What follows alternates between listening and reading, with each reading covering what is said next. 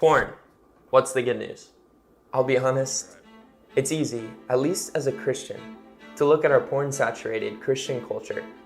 Yes, Christian culture. And get disheartened. The way sexual sin is gripping the church is unprecedented.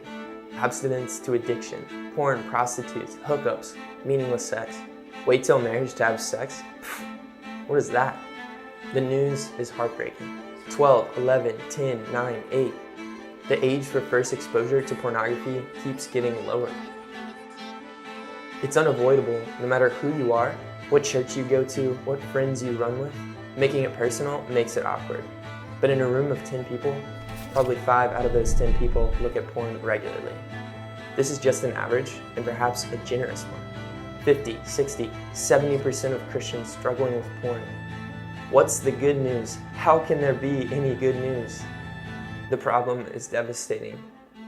Is it possible? Can we break free? Can we get out?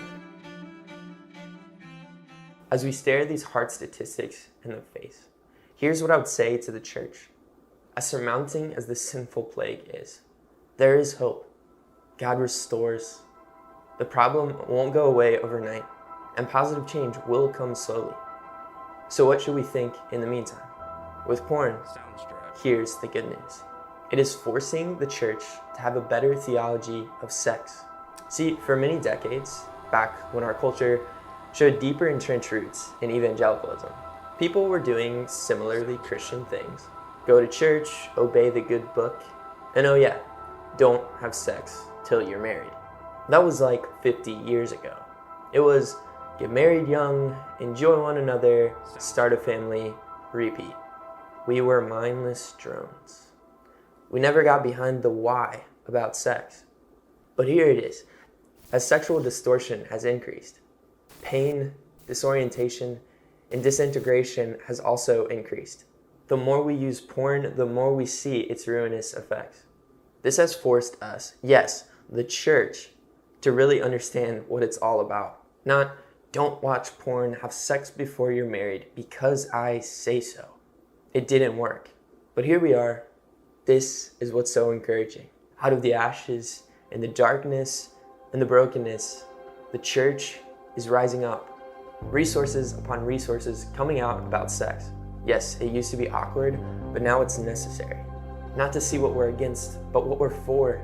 Sex, its beauty, a theology, to tell us about who God is, about desire and longing and a burning within. See, it's longing for a spouse, yes, but it's a longing for something more, to see a true bridegroom one day. If it sounds weird, this is the picture the Bible gives, not my own construction. Sex is great, but it won't ever really do the trick.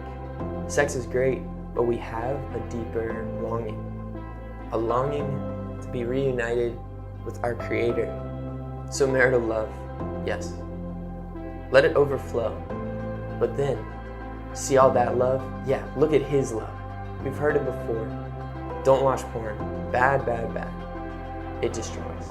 I want to say, don't watch porn. Look at grace. Look at beauty. Look at goodness. He is good. He is far better.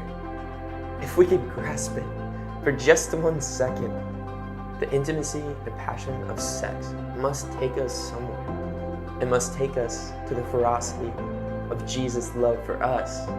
Because here's the hope.